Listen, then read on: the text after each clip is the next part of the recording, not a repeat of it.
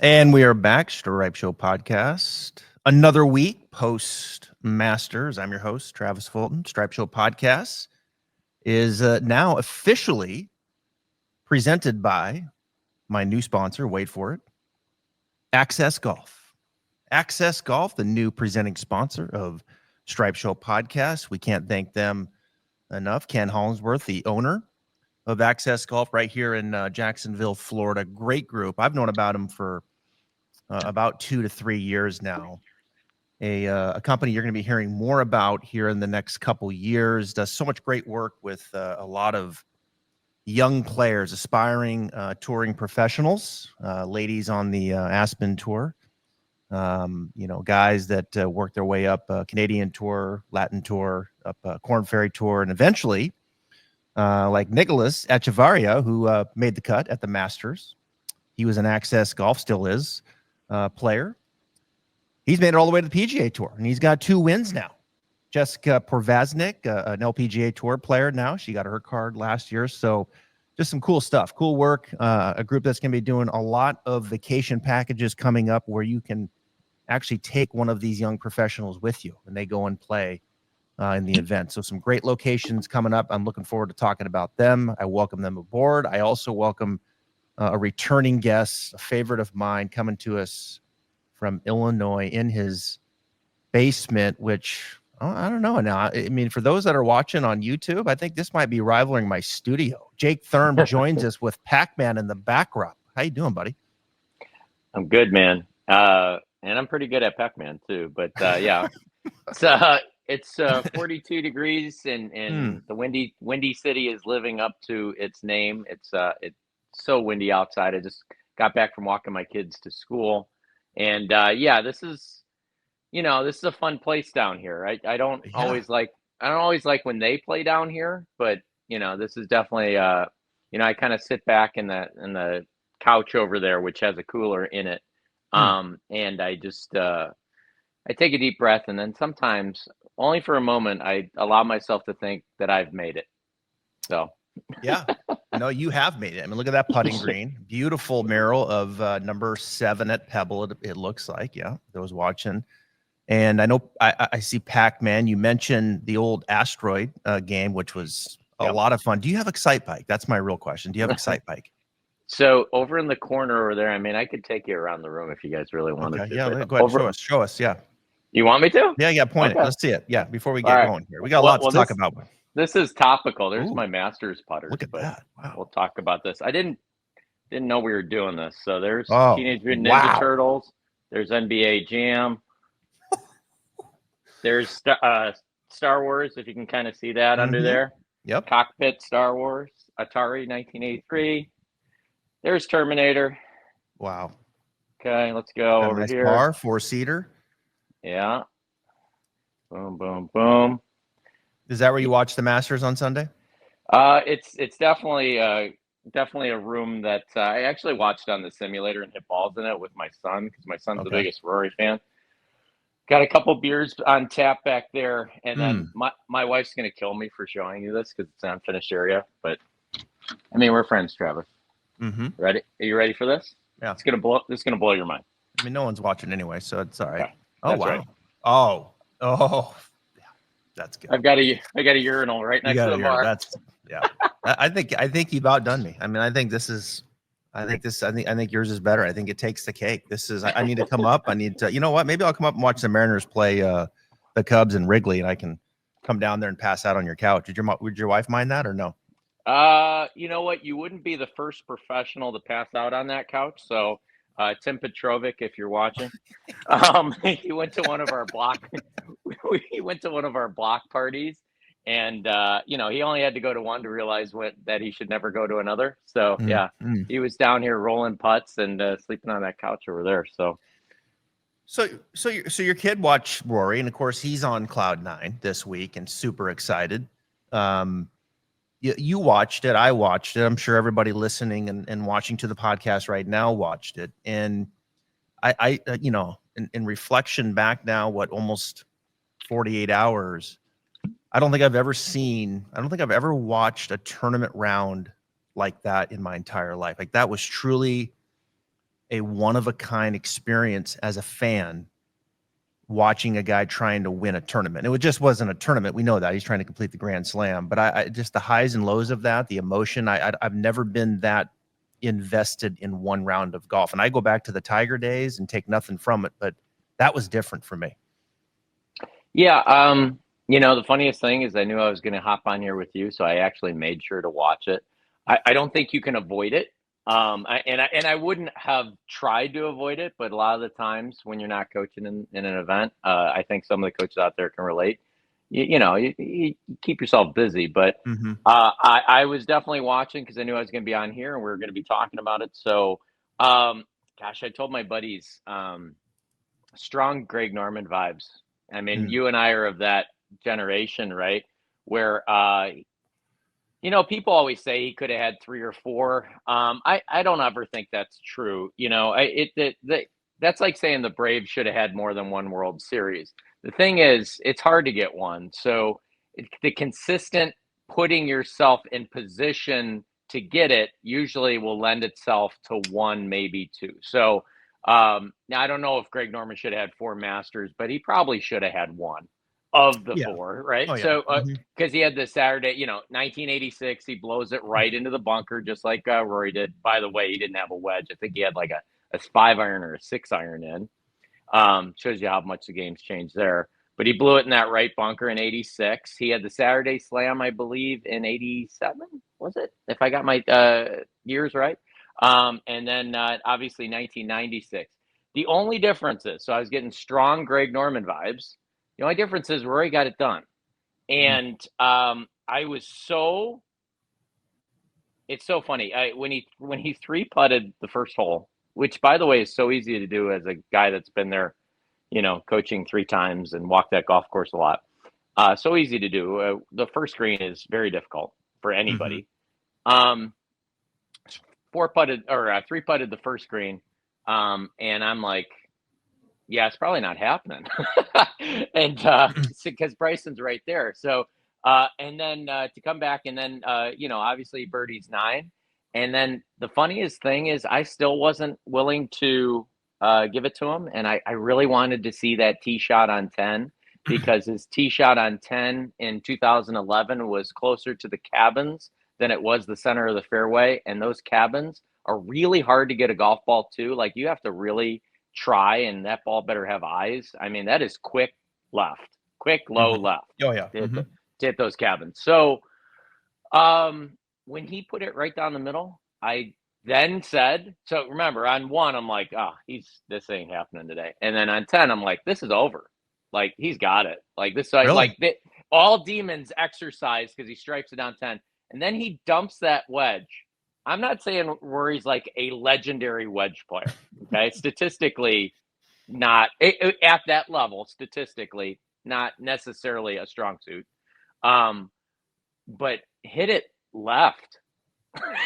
Yeah. Well, hit the wedge left. Patrick Reed just 4 or 5 minutes before that. I mean, he hit it 30, 40 feet left and it rolls all the way down the hill. I mean, that's the shot, whether you're hitting a full 4-iron into it or a little 3/4 spinny wedge, the ball's got to be left of the pin considerably. Yeah. So yeah, that was you don't even have to hit it good. You just have to hit it left. And then all the while, what was it? The shot on 7 over the trees and which was fortunate. Fortunate. You got a break there. Yep.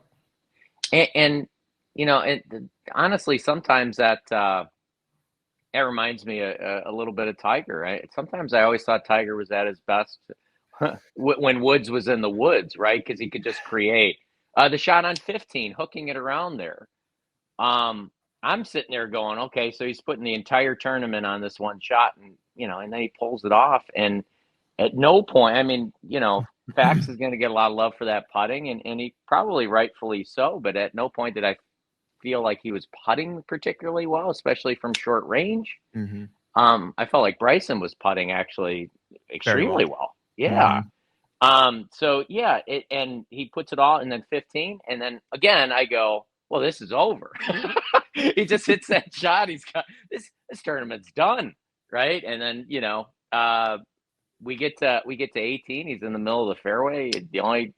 Gosh, I wish everybody could go to the 18th hole at Augusta and realize how tight those trees are. Oh yeah. Oh yeah. You know, Mm-hmm. And how that small little, the green is.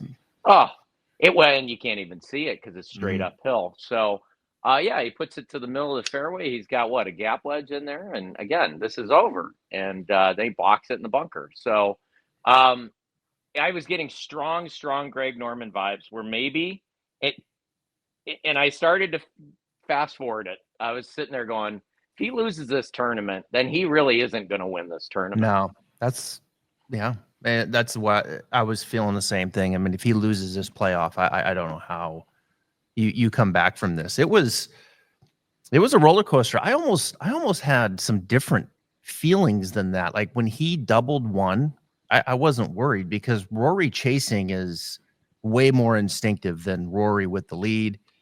Tiger with the lead, it's over. I mean, that was another, I think, a difference that comes from this is just not only how great Rory is and how much we should celebrate him for 5 major championships and completing the Grand Slam, one of the greatest players of our generation. There's no doubt about it. I mean, he is insanely great at what he does. But at the same token, I think in my mind, like it proves the gap between Rory and Tiger. I mean, Tiger does not make those kinds of mistakes down the stretch. He just didn't. I mean, the shot on 13, there's no way. I think Tiger had to literally have to go outside and get some fresh air after that shot. Like he I mean, he had to have a cigarette or something to, like, what are you doing? Why is that ball right of the pin? And I'll tell you another one. The shot on 11, that around the trees, the fact that ball got to the front of the green. I mean, what is that ball doing there? Like, you have to blow that thing right of the green. Up, there's so much room there. You pitch it across. I mean, these are the things that become apparent to me. Like, wow, how great and just, the best of all time in my mind was Tiger. And it's just amazing to me that there is, I think, a significant gap there between a player like Rory, who is just over the top, unanimous Hall of Famer, one of the greats of all time. And yet that mental side and course management side, Tiger, A+, Jack Nicklaus, A+, with all the same skill sets, can do all that. I mean, look, the shot that he hit around the tree on 15, I wasn't surprised. I mean, that's a shot. That's a shot I bet you Rory could pull off 7 out of 10 times. Honestly. Yeah. I mean, a high draw, Rory's got high draw. I mean, there ain't no problem hitting a high draw around the tree. Now, to do it finals on the Sunday when things are, when the wheels are falling off, that was big time. So, yeah, I mean, it was just up and down, and my goodness, I was remember high-fiving dudes. I didn't even, just like, it was, what am I like? I was watching that tournament like I was watching the Seahawks playing the Super Bowl. Honestly, I was that emotionally invested in it. I remember in '92. You can, obviously, the full rounds on YouTube and stuff like that. Freddie Couples on 15 also hit that slinging hook, and they asked him about it later, and he put it on the green too. They asked him about it later, like, why would you take that on and not just lay it up? And he always said, that downslope with the wedge on 15 is way harder than the shot that I was about to attempt. Yep. So I'm sure that entered Rory's mind. It's not just be aggressive, try to make eagle, if not make birdie. I also think, again, with what Freddie said, 1,000 years ago, is actually slinging that hook around the tree is easier than asking me to hit that downslope, delicate wedge, control the flight and the spin and make it freeze. That one, that one can come back at you too. So you might as well hit the 5-iron from far back, or 6-iron, or whatever Rory did. It's gonna be fun now from here. Does he's definitely going to be more freed up. I don't think there's any doubt about that. Where can he take this thing to? I mean, he's won the Players now right here in my backyard, which I watched almost every shot Rory hit. And I think he had his B game at best at TPC Sawgrass and won. I think at the Masters, he did have his A game for the better part of 2.5 days. I mean, there was a stretch of golf there. After, he made the silly doubles coming in on the first day, but that stretch up to that, and then after that, was brilliant golf. I mean, A game type of stuff. Rory doesn't make double on 15, which I was a little surprised that he hit it with such a square face, that shot, because he's so good at that, opening that face and just ripping the cover off it, which we saw many times. You could make the argument that if he finishes off that round one, he wins by 7 or 8. I mean, that dude was playing at a different level of golf. And I've always said, man, there's two guys in the last 10 years that, put Tiger aside, of course, that when they have their A game, Rory, and when golf actually mattered to Dustin Johnson, those were the two. And they took it to a level that I don't think I've seen from anywhere else. You mentioned wedge play. It's a good transition because I want to get into Rory and some of the technique stuff. I was going to say this. I know you saw this on Instagram that Bryson hit, I think it was 1,096 shots on the range at Augusta this week, and Rory hit 378. And as much as everybody's sitting there going, well, because Bryson worked so hard, he hit so many balls on the range, I actually had a different take. I go, no, I think one guy had it and knew he had it, and the other guy was trying desperately to find it. And Agreed. Actually, that's the first time. Hey, kudos, Bryson. It's the first time I've ever seen you completely rely on your short game and keep yourself in a golf tournament. Yeah, because that's not his best. That wasn't his best ball. No, not at all. His iron game was not tuned in by any stretch. But he's made great gains in his short game. And look, you can hit 1,000 balls after your rounds of golf when you don't have a wife or kids. I mean, we have a wife and kids. I mean, that phone's buzzing like, hey, what's for dinner? This, hey, Johnny would like to see you. I mean, okay, well, those, you got different people pulling at you. It's a little bit different, but yeah, I mean, Bryson. How good's Bryson out of a bunker with the equivalent of a 6-iron, right? Length. Yeah, right. And he's holding out all the time. I mean, it was substantial. His short game, his putting, his wedges were great. Yeah, he's always been a great putter, always. Yeah. But his short game has made big strides, and he gets his iron game dialed in. Obviously, he's a wonderful driver of the ball. I mean, Bryson's going to win more major championships. I have no doubt. And with that kind of short game improvement, he can win a green jacket. There's no doubt, because you can't fake it around there. You've got to be able to get the ball up and down. You see players like Patrick Reed, who won there and ran up the leaderboard. That dude's brilliant around the greens. Scotty Scheffler's got to. That dude's brilliant around the greens. Tiger, yes, power, brilliant around the greens.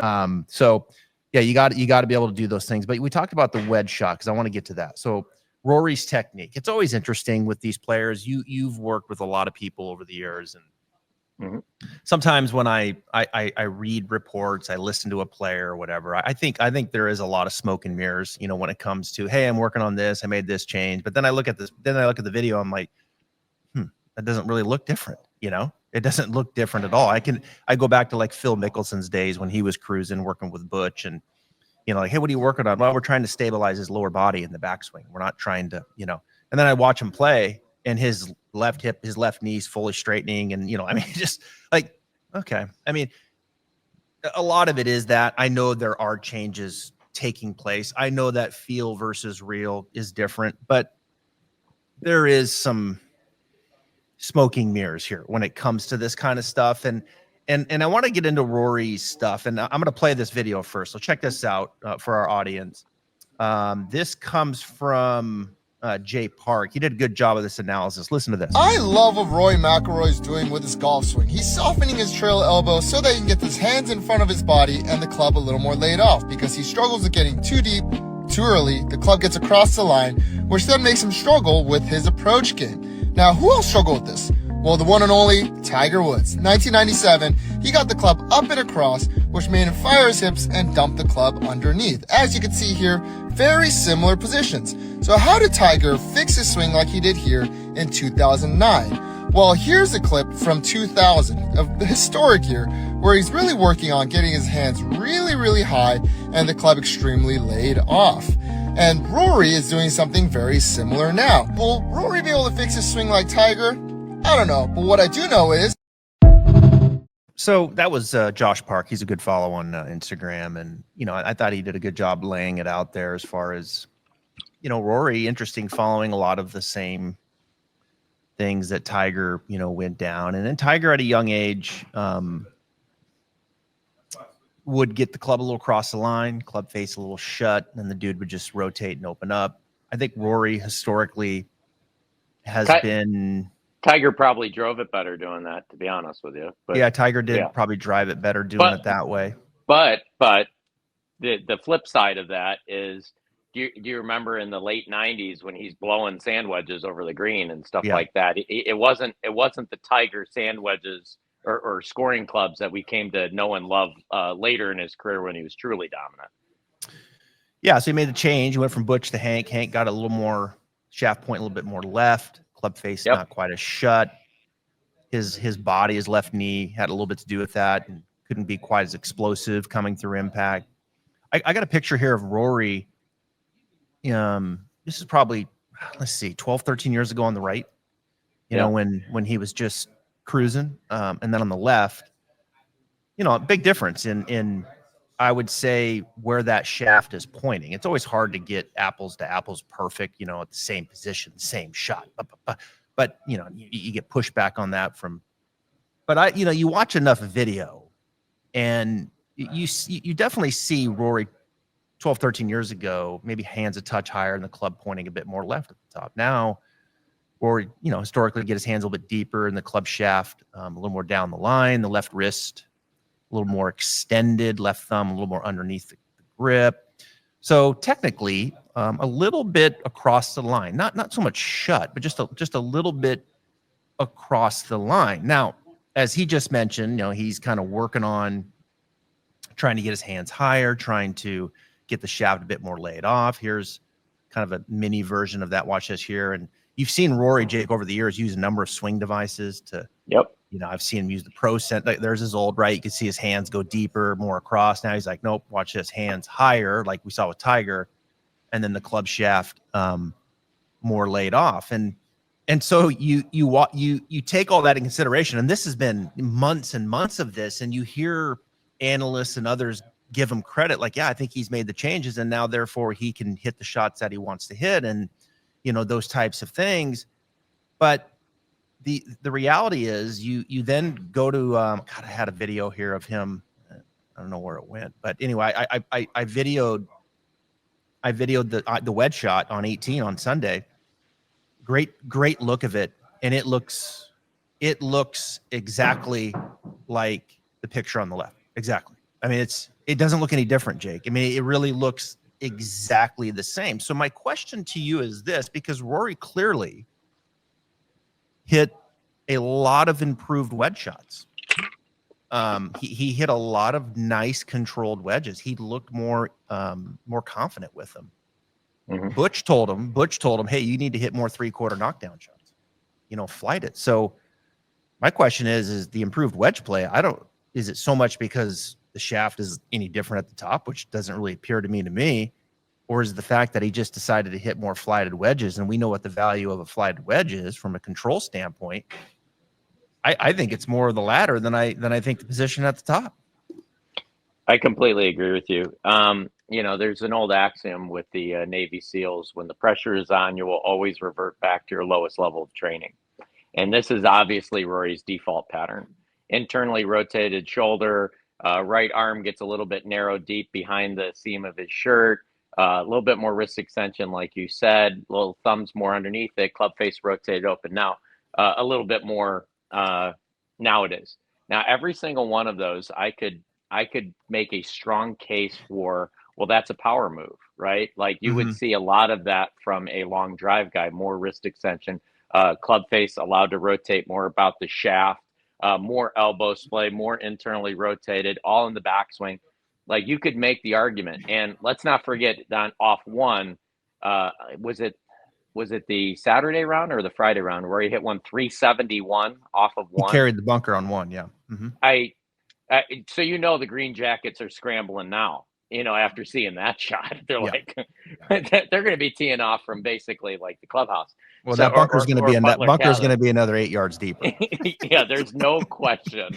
They're out there today. It's like, sorry, no members can't play. We have to dig up one. I used to be around like Wesley Bryant and George because of his father. We had a training aid company, and they got to play there as teenagers. and I believe it was George. George put it over the bunker on one, and I want to say it was Hootie Johnson, but it was one of the chairmen. He saw that, and then he went immediately in, and then all of a sudden that bunker was a little bit deeper because he watched a high school kid put it over it. So so feel versus real. Well, so here's the thing. You and I both know that that's more similar than it is different. What Rory chooses to think about that is up to him. But there's other ways to improve a wedge. That's why I love what you said about Butch. There's other ways to improve a wedge than solely on technique. He said hit more three-quarter shots, hit shots lower. You could do that and actually not change the technique. You could also, again, lowest level of training. Lowest level of training doesn't have to be just the technical aspect of a golf swing. It could be of the training of distance, right? So there's 3 forms of practice. Obviously, we know block practice. What they say overseas is serial practice, but I just call it sequential practice, the training of distances, and then randomized, right? So if he was adding more kind of wedge ladders and then more randomized training without touching his technique per se, like, again, I believe that video, that is what he's trying to do, but that's not the default pattern at this point. So again, I think the thoughts are good. The problem with swing thoughts is you never have enough time to have them. That'd be one. But for two, you could improve your wedges at home with the same technique, just with better practice habits. And again, it doesn't always have to involve a technical change, right? So especially when you're under mental load, right? When you're under mental load, it's probably going to be more similar than it is different. That's why. Oh, there you go. Beautiful. Yep. That's what. And is that the block party into the right bunker? No, this was perfect. The shot here. That one was perfect. Okay. Yeah, watch this again real quick. Look at that shaft at the top. I mean, yeah, right there. Look at it. It's the same. So I go back to the old. Obviously, one of my main mentors was Dr. Jim Suddy, and he wrote an article, again, 1,000 years ago. It's probably in the 90s in Golf Digest, and he said driver dominant, iron dominant, and wedge dominant swings. And that was the article. And I think with driver, he had Greg Norman. Go figure, right? And I can't remember who the other players were. Wedge could have been Tom Kite, if I'm not mistaken. But basically, the point of that was, it's not that you can't show growth. It's that he was making the point that some dominant movements kind of lends itself to success to a certain part of your bag. And those are your strengths, and you have to keep your strengths strong. Rory's driver is a weapon. Yeah. There's no question about it. It's not a shield. It's a weapon. He uses it to attack. He uses it to so there's no question that Rory's action as it currently stands today is very, to use that term from that old Golf Digest, very driver dominant. Now, with that said, to keep your strength strong, it's obviously made him one of the all-time greats. His wedge has to be looked at, and these guys are always trying to improve. The thing that drives me nuts is when they try to improve something that probably can't be improved upon, right? Like, they don't want to hear that, but they've gotten to the point where, gosh, you're one of the best in the world at this, at this particular skill. I don't know if we should be messing with that too much. I think we should be leaving our strength strong. So, again, I would be very interested to know if the way in which he practiced wedges. Everybody knows the story, and I was coaching at that U.S. Open, at how Dustin Johnson, because you used him as an example earlier, became one of the best. Everybody knows about his driver, became one of the best wedge players from 100 yards, basically. And all he did was pull up one number on TrackMan and just figure out each week to the half yard how far it flew.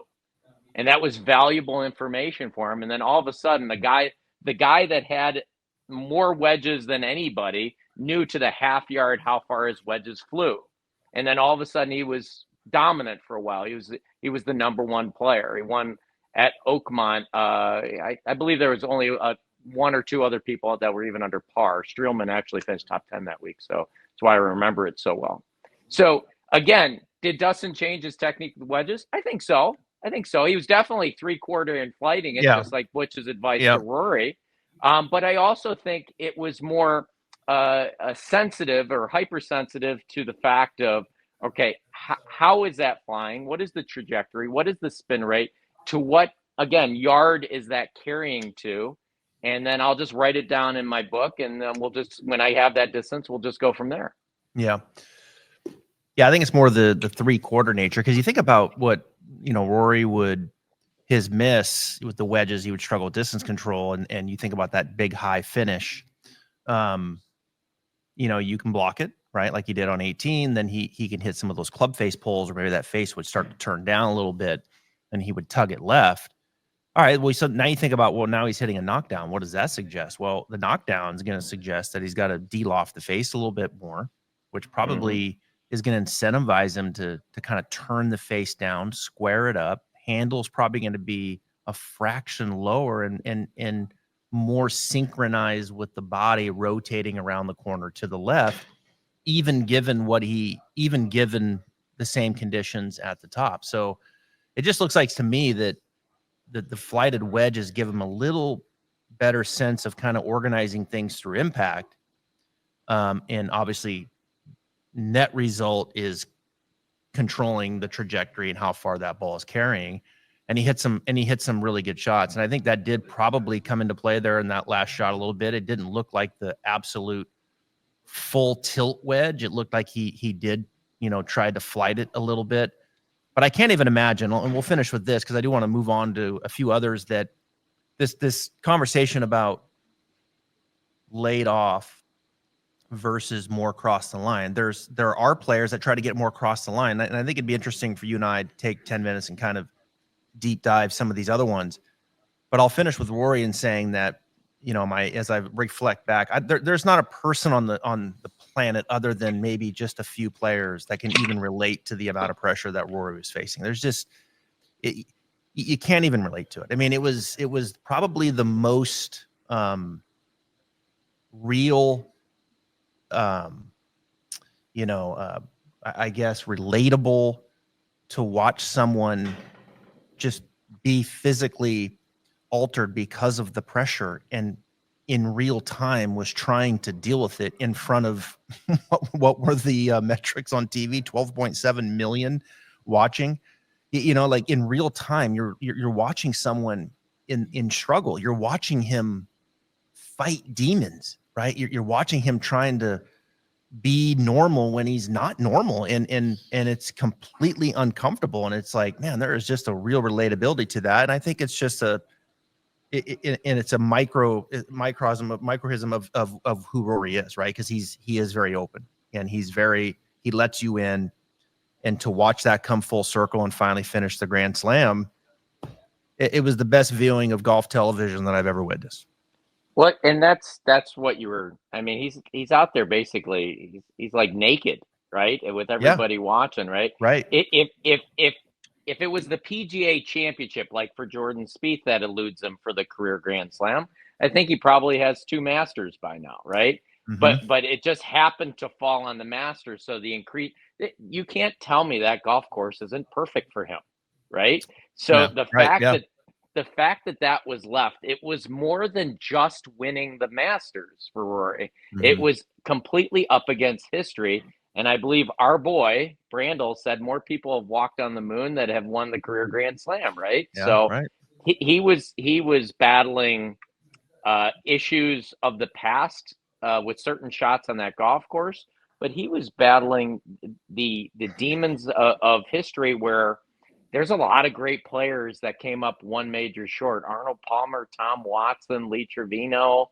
I mean, I'm just naming that's 3 guys in the top 10 right there. Byron Nelson. There's a lot of guys. Walter Hagen, Snead. Like, there's a lot of guys that got 3 legs of it and never got to the 4th one.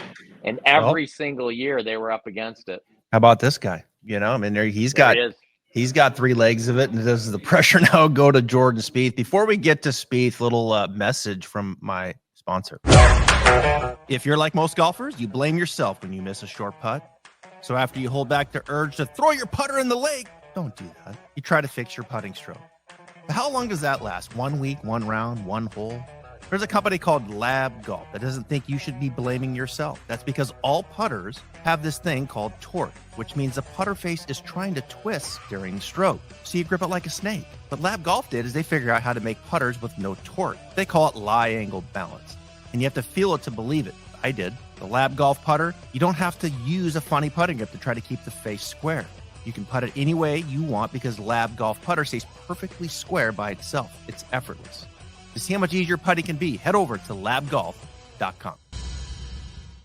All right, so speaking of trying to complete the Grand Slam, we go to Jordan Spieth, and I put this up there, Jake, because Jordan, when you look at this picture on the left, this is when Jordan was winning, excuse me, those major championships.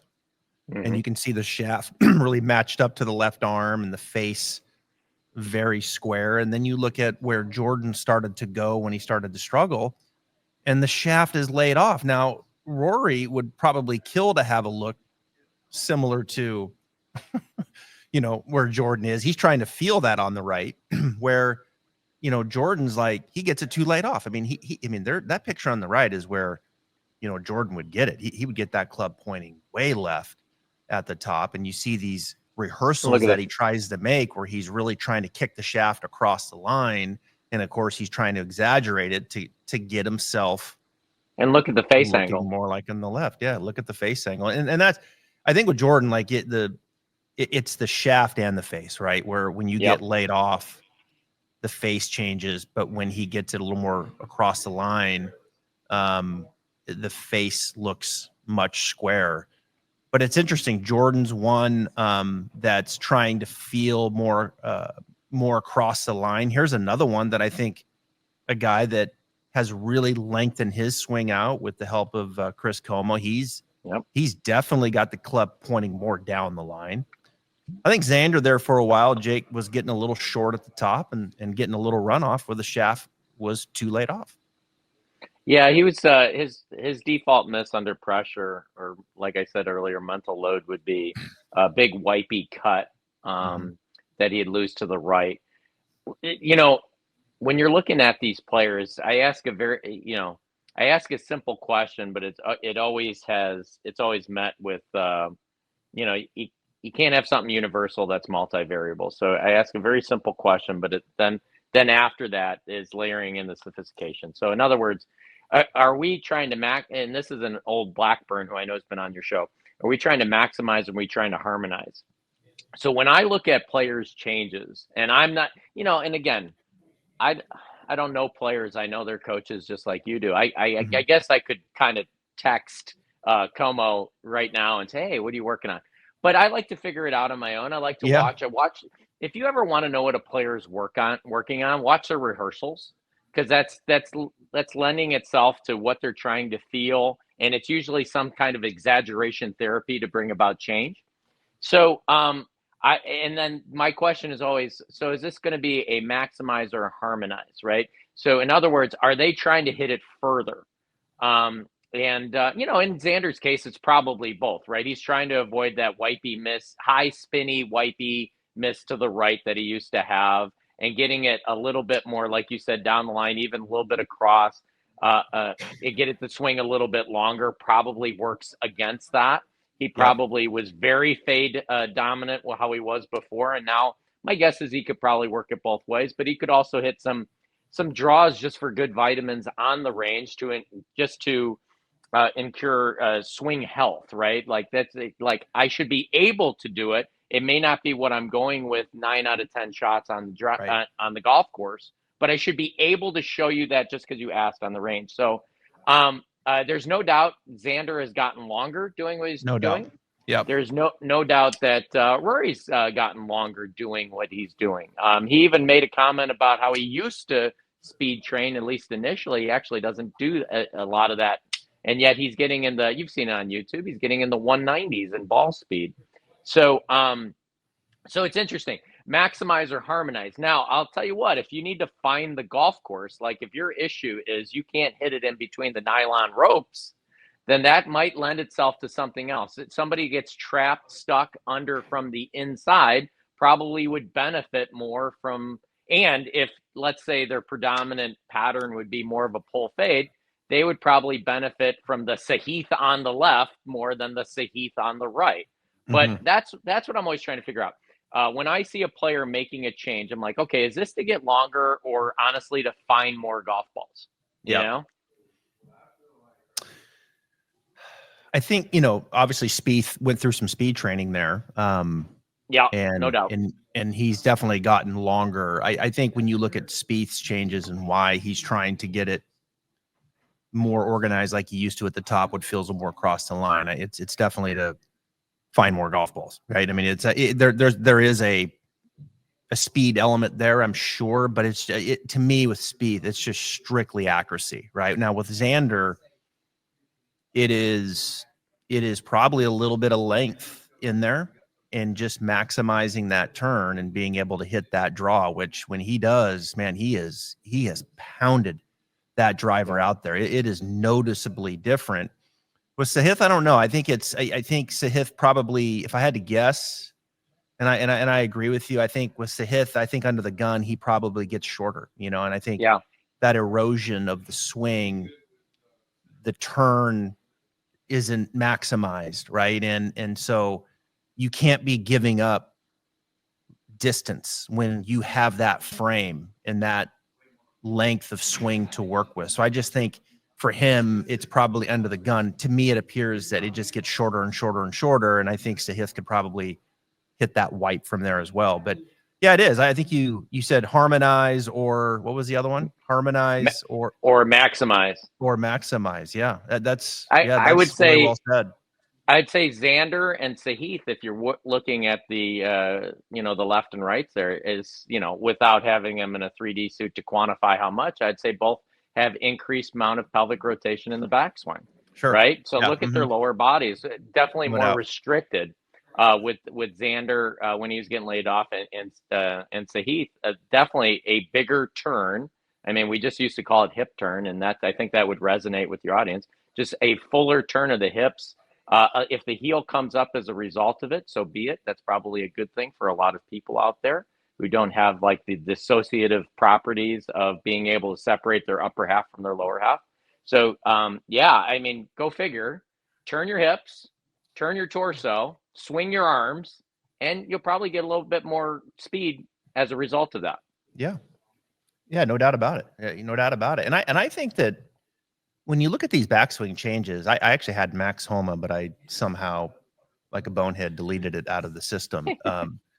But I remember when Homa was working with Blackburn, he definitely got the club face or the club shaft a little bit more laid off, club face more shut. I mean, he was getting it kind of vertical and across with the face open, and he just, sacrificing too much shaft lean and controlling the dynamic loft at impact. And so he was one that fits more into the category of feeling a bit more laid off there. This was years ago when he made those changes.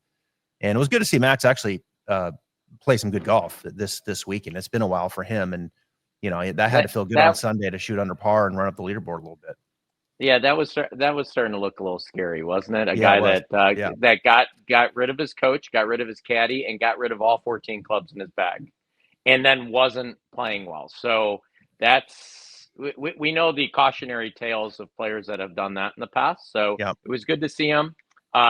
Blackburn told a great story down at the top 100 at Cabot, where he said when he was working with Max goes, and you'll love this because it goes to the wedges. And this is when Max was, at least at this point in his career, probably playing his best. And he goes, my lob wedge. He goes, yeah. And he goes, it's going 90 yards. And Blackburn's like, yeah. He goes, used to go 100. And he goes, yeah, but it goes 90 yards, whether you're happy, mad, sad, pissed off, everybody watching you, nobody watching you. He goes, it just goes 90 yards every time. Right. So that just goes to show you that, it's kind of like Tiger said, 20 some odd years ago, the key to golf is being pin high. So the key to golf, especially as it applies to a wedge, is having it repeatedly go the same distance that you intend every single time, whether you're happy, mad, or sad, whether you double bogeyed last hole or you're on a heater and you've gone birdie. It has to go the same distance. Well said. Yeah, and working on wedge game is important. Certainly do a lot of that in here, and technique. Usually for most amateurs, you're trying to get them to flight it a bit lower. They don't have a lot of shaft lean, and you throw it up, and that's always a good opportunity to get in there and start structuring the things you got to do to hit the ball with shaft lean. Oftentimes for the first time for many players. It's hard. There is no, everybody's different. There's no doubt. But of the thousands and thousands of lessons and people that I see and the patterns, I mean, there are times where, yes, the club can get across the line and it gets detrimental. But more times than not, I would say for the average player, when you're working with them, especially men, you're trying to, it's like the, when I talk to teachers, young teachers coming in, I was like, look, you're going to learn a lot when you teach. You're going to formulate your own opinions based off what you're seeing. And then when you start making changes, then what do you see? And then where does that take you? And then where does that take you? Right. And so you get this catalog of patterns that you fixed over and over and over and over again, and patterns that you've seen over and over and over and over again come into your studio, and they look at you and say, I've plateaued. Like I can't hit it anymore. I've been a 15 my whole life, whatever. And more times than not, Jake, it's like, you got to get them structured in the first part. Like, don't suck it inside, get it up the plane a little bit, get it going up the top side. And you get those wrist angles formulated in a way where the face, more times than not is not open. You get the face squared, a little bit closed for a lot of people. And oftentimes I'll, maybe kick it just slightly across the line. And as you kind of get them up the plane, you get the wrist angles structured and the body's turning and the club's not laid off, and all right, now change direction, and it's like the club starts to come, back down from the inside. They've got the club face prepared. Now they can start turning, and they're incentivizing shaft lean, and these things start to take form. So I know everyone's different, but more times than not, those are the things that I'm having to do. Yeah, I mean, everyone's different, but the problems remain the same, right? Yeah. The master skill in golf is ball first contact, and there isn't too many 15, 20 handicaps coming in that have mastered that skill. Mm-hmm. So you're going to do whatever you can to help them strike the little ball before the big ball, right? So, and then after that, my guess is at a 20 handicap, they also, and by the way, making ball first contact correlates with eventually hitting a draw. For those out there that understand D plane and 3D ball flight, the amount of down also means that the club's moving out. But I digress. So the master skill is ball first contact, and then the next thing is hitting a predictable but powerful curve, because the problem is, and I love people are like, they're like, my favorite thing is an amateur who hits his driver 180 yards and says like something like fairway finder. I mean, that's an indictment of skill right there. Your most powerful shot needs to also be your most predictable shot if you're going to level up in your handicap. I'm sorry, you're not out there to hit stingers yet. I hope that you get to a scratch or plus level where that becomes a valuable asset, where you get to actually make decisions about not hitting the ball so damn far. But until that time, if you're a 15 handicap, everyone better than you hits it further than you. And what's going to correlate at the amateur level, right? We only talk about the key differentiators on TV because all of them basically make ball first contests and relatively hit it in the center of the face all the time. So we're going to talk about club head speed. This guy has that. This guy has less. This guy has more. We're going to talk about key differentiators at the highest level. At the amateur level, it's the quality of the contact, right? Before you speed it the heck up, and by the way, you and I are both, ball speed, club head speed's biggest fan.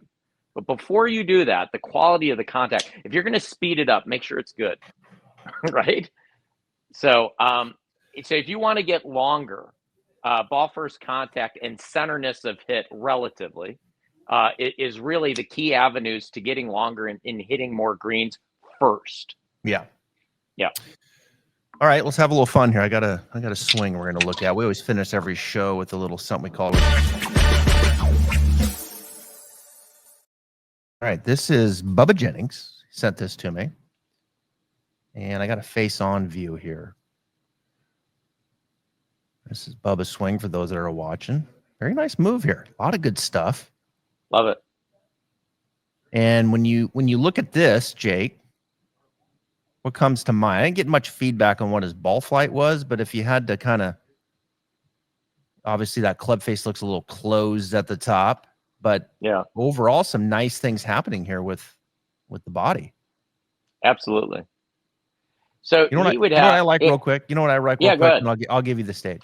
Yeah, I yeah. like how that left knee comes across. You know, that's something with a lot of amateurs. Like they're restricting that left knee, that lead knee. They're not letting it point behind the ball.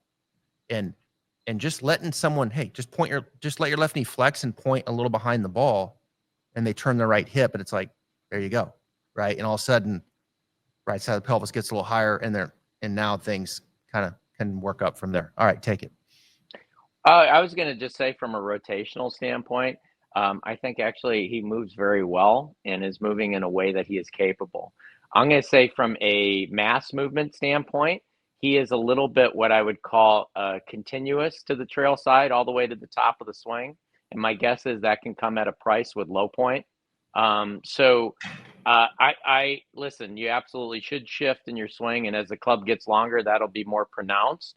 I'd get him to shift more from, kind of address to takeaway, maybe even lead arm parallel, but then have him start recentering back the other way as he's rotating to the trail side. So as he's, I'll just get up and do it. Yeah, demonstrate this because I think this is good advice for him. Right. So we'll move this, scoot back here. Okay. Yep. So, and it's a hot button debate. Some guys don't like the teeter totter. Some do. I've had good success, especially with amateurs, as long as their intent is correct. Yeah. So from 1 until 2, when we take, we'll grab this Masters putter. How about that? I mean, we got Pac-Man, asteroids, and now Masters putters. I mean, yeah. Unbelievable. It's unbelievable. 2017. Yeah. That was James Hahn, right? Yeah, wine cellar down there too, I'm sure. Yeah, I didn't show you that, did I? So, love wine. I want to be a wine and a watch guy. Okay. I desperately want to be more cultured, but I'm a jeans and t-shirt guy. All right. So from 1 until 2. So let's picture we're on those boards. So, right, there's going to be this move, right? 1 until 2, right? Like that. Now, again, the rotation is great. And even if he still was shifting at about lead arm parallel to him, from there, I want him to finish his rotation and go back the other way, right? Elite level players, when you put them on force plates, they all are truly different, but there are some commonalities. And the commonality is they get pressure in the lead side sooner than the poorer players. So basically, I do want to see some shift, but I'd like to see at least 3/4 of the pressure go into the trail foot. And again, everybody goes, well, how would I know that without a force plate? Just those little teeter totters or something like that. So you go boom, boom, and it's down over here. Okay, that's going to be the reason that's important to get that load in the trail foot early as opposed to continually late is because that's going to provide the push away to move toward the target. Okay, so that's going to push that way to go that way. So get the teeter totter down just like this, right? And keep all that beautiful rotation he has, but then we start making the teeter totter go down this way, right? So most amateur players don't have enough horizontal push in their trail foot early enough to ever get into their lead side sooner. And then the funniest thing is with him, I think actually, and again, we're looking at a good swing. Mm-hmm. I like his hips are moving forward. Probably, again, a little bit more continually. I'd love to see his chest get up ahead of that, too. I think when I talk to players like we're just seeing, they're telling me how they want to, just use an old term, kind of bump the car door. Right. And I always go, let's not bump the car door. Let's have the SWAT team break in. So they go like this to break in the door. So that's what I would do. I'd get it loaded over here. And then I'm trying to. There you go. Right like that. That way, my center of my rib cage and my center of my pelvis stay a little bit more in line in transition, allowing for early coverage. Then I push up from the lead side, tilt back, and I'm controlling that axis tilt away from the ball, but I've already solidified low point. So he's going to be lateral because he's still pushing towards the target, trying to collect the ball and make contact, whereas I want him earlier that way. That way he can push up and actually in a way go backwards, so use more vertical motion through the shot. Good stuff, man. I like it. I think that's good advice for him. That's probably going to help him with that low point control and just, squeezing it a little bit better, compressing it a little bit better at the bottom. He's Jake Thurm, man. He's one of the best up there in Illinois, one of the best in the country at what's your Instagram? I got at USA Junior Golf Team. I know you do a lot there. Then you also have at US Sports Camps. I know you do a lot there. What's your handle on Insta? It's at Jake Thurm Golf is where you can find me. All my go. programs are the ones you just named. I'm the Midwest director for the USA Junior Team and the US Sports Camps. So outside of PGA Tour guys, which is all great, fine, dandy, wonderful, it was always my goal actually to work with elite level juniors, especially in Chicago, which is where I grew up. So at US Sports Camps, we have camps that'll be going all summer. Number one camp in the country for Nike. And then at USA Junior Team, those are elite level players, next generation of high school and college players. So that's how I spend my day. I spend my day around juniors that hit it way, way further than me. But you know what? At this point, I can hit a wedge better than them. That's right. And the way you're teaching, man, they're gonna have to push more than that bunker on one back. So that's where the game's going. Jake, thank you, man, for joining the podcast. Good stuff. Thanks, brother. Good seeing you. Hope to see you soon.